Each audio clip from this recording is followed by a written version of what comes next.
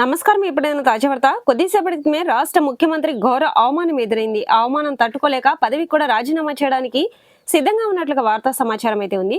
దీనికి సంబంధించినటువంటి video complete గా తెలుసుకోవాలి అనుకున్నట్లయితే వీడియో స్కిప్ చేయకుండా చివరికి చూసి నచ్చితే లైక్ చేసి మన ఛానల్ సబ్స్క్రైబ్ చేసుకొని సపోర్ట్ చేస్తుండండి. రాష్ట్ర ముఖ్యమంత్రి తనపై జరిగిన అవమానం పైన తర్జన భర్జన అవుతున్నట్లుగా వార్తా సమాచారం అయితే ఉంది.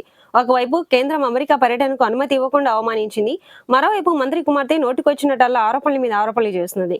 ఒక ముఖ్యమంత్రిపై ఇంత తీవ్రంగా దాడి జరుగుతుంటే అండగా నిలవాల్సిన పార్టీ పెద్దలు, సీనియర్ మంత్రులు ఒక్కరంటే ఒక్కరు కూడా ముందుకొచ్చి ఖండించనే లేదు. గట్టిగా కష్టపడితే కొందరు జూనియర్ ఎమ్మెల్యేలు, ఓ ఇద్దరు ఎమ్మెల్సీలు వచ్చి నాలుగు మాటలని పోయారు. అమెరికా పర్యటన గురించి పార్టీ అధ్యక్షుడు కన్నడంలో ఒక నామమాత్రం ఖండన చేసి మమ అనిపించారు.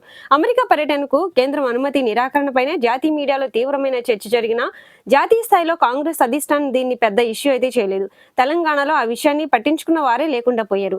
రేవంత్ రెడ్డి లండన్ పర్యటన ముగించుకొని వచ్చిన తర్వాత తను స్వయంగా సమావేశం ఏర్పాటు చేసి దీనిపై మాట్లాడాల్సి వచ్చింది. ప్రెస్ కాన్ఫరెన్స్ సందర్భంగా ఆయన ముఖంలో తీవ్రమైన నిస్పృహ కనిపించింది, అసహనం గోచరించింది. ఆయన ప్రెస్ కాన్ఫరెన్స్ ప్రారంభించి చాలాసేపటి తర్వాత ఉప ముఖ్యమంత్రి, ఇరిగేషన్ మంత్రి అక్కడికి రాలేదు. సర్దుబాటు చేసుకోక తప్పని స్థితి నెలకొన్నది. ఇంత చేస్తే తన పర్యటన రద్దుకు ప్రధాని మోదీని బాధ్యుని చేస్తూ మెత్తగా నిందించారే తప్ప బీజేపీ రాష్ట్ర శాఖను ఒక్క మాట కూడా అనలేకపోయారు. దీనిని తెలంగాణకు జరిగిన అవమానంగా భావించి బీజేపీ ఎంపీలు నిరసన గలం విప్పాలని ఒక మాటని ఊరుకున్నారే తప్ప గట్టిగా విమర్శించకపోవడానికి కారణం ఏమిటో తెలియలేదు. అన్నిటికి మించి కాంగ్రెస్ అధిష్టానం మీద, తన అనుచరుల మీద ముఖ్యమంత్రి అసంతృప్తిగా ఉన్నట్లుగా తెలుస్తున్నది. అమెరికా పర్యటనకు అనుమతి ఇవ్వకపోవడం సీఎం గానే కాకుండా తన వ్యక్తిగత ప్రతిష్ట మీద జాతీయ స్థాయిలో తీవ్రమైన అవమానం జరిగిందని ఆయన భావిస్తున్నారు. ఈ విషయం పైన పార్టీ అధినేత రాహుల్ గాంధీ గాని, ఇతర సీనియర్ నాయకులు గాని తీవ్ర స్థాయిలో కేంద్రాన్ని నిలదీయకపోవడం కొరుకుడు పడని పరిస్థితి. దీనికి తోడు రాష్ట్రంలో మంత్రి కొండా సురేఖ ఉదంతం మరింత తీవ్రంగా ముఖ్యమంత్రి కుటుంబాన్ని రాష్ట్ర స్థాయిలో అవమానించినట్టయింది. సురేఖ కుమార్తె సుస్మిత రెండోసారి రేవంత్ రెడ్డి మీద, ఆయన సహోదరుల మీద నేరుగానే దాడి చేశారు. సీఎం అయినంత మాత్రాన కళ్ళు నెత్తికెక్కినాయా అంటూ మాట్లాడడం అనూహ్యమైన పరిణామం. ఉమ్మడి ఆంధ్రప్రదేశ్ గతంలో బహుశా ఎన్టీఆర్ మినహా ఏ ముఖ్యమంత్రి కూడా ప్రత్యక్షంగా ఇంతటి తీవ్రమైన ఆరోపణలు, అది కూడా కేబినెట్ లో తమ సహచర మంత్రి కుటుంబం నుంచి ఎదుర్కొని ఉండకపోవచ్చు. ఇంత నేరుగా ఆరోపణలు చేసిన తర్వాత ఇంకా ఆ మంత్రి మీద, ఆమె కుటుంబం మీద ఎలాంటి చర్యలు తీసుకోకపోవడం సీఎంకు ఇబ్బందికరంగానే మారిందని భావించాలి. గతంలో అర్ధరాత్రి ఇంటి దగ్గరకు పోలీసులు వచ్చినప్పుడు కూడా సుస్మిత సీఎంను లక్ష్యంగానే చేసుకుని మాట్లాడారు. ఇప్పుడు కూడా అదే మాట అంటున్నారు. తాను అన్నది కాంగ్రెస్ పార్టీని కాదని, కేవలం ముఖ్యమంత్రిని మాత్రమే ఆమె సమర్థించుకుంటున్నారు. సుస్మిత వ్యాఖ్యల తర్వాత 17 మంది ప్రజా ప్రతినిధులు మాత్రమే సమావేశం ఏర్పాటు చేసి మంత్రి సురేఖను బర్తరఫ్ చేయాలని డిమాండ్ చేయడం చర్చనీయాంశమైంది. అయితే ఆ సమావేశంలో సీనియర్ మంత్రులు ఎవరు లేకపోవడం, వారు ఎవరూ సురేఖకు వ్యతిరేకంగా స్పందించకపోవడం మీడియాలో చర్చకు దారితీసింది. ముఖ్యమంత్రికి అండగా కేవలం 17 మంది మాత్రమే ఉన్నారా అనే వరకు విశ్లేషణలు అయితే జరిగాయి. అంత జరిగిన తర్వాత కూడా పీసీసీ అధ్యక్షుడు గాని, సీనియర్ మంత్రులు గాని ఈ విషయం పైన కిమ్మనలేదు.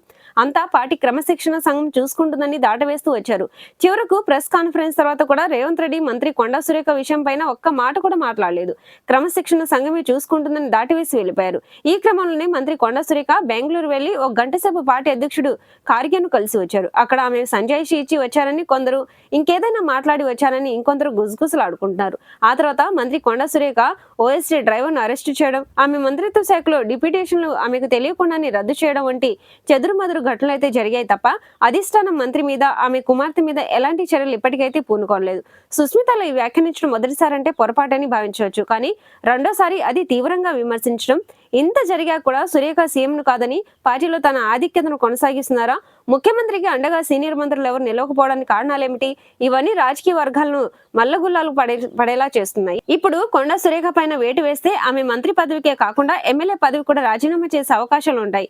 అదే జరిగితే 6 నెలల్లో ఎన్నికలు రావచ్చు. ఇప్పుడున్న పరిస్థితుల్లో వరంగల్లో ఎన్నికలంటే అది బీఆర్ఎస్ గెలుపునకు అలవకగా అవకాశం ఇచ్చినట్లుగా అవుతుంది. ఈ వాతావరణం కాంగ్రెస్ ను తీవ్రంగా ప్రతికూలంగా పరిణమించే అవకాశాలు ఎక్కువగా ఉంటాయి. ఒకవేళ సురేఖను కేబినెట్ లో కొనసాగనిస్తే అది ముఖ్యమంత్రికి, పార్టీ మీద, కేబినెట్ మీద, ప్రభుత్వం మీద పట్టు లేదన్న సంకేతాలు జనంలోకి అయితే వెళ్తాయి. సీఎం బలహీనుడవుతున్నాడన్న భావన క్రమంగా పెరుగుతుంది. ఇది ఆయన రాజకీయ ప్రస్తావానికి ప్రభావితం చేయవచ్చు. ఈ రెండింటి మధ్యన సీఎం ఎలా వ్యవహరిస్తారనేది ప్రస్తుతానికి జవాబు లేని ప్రశ్నే.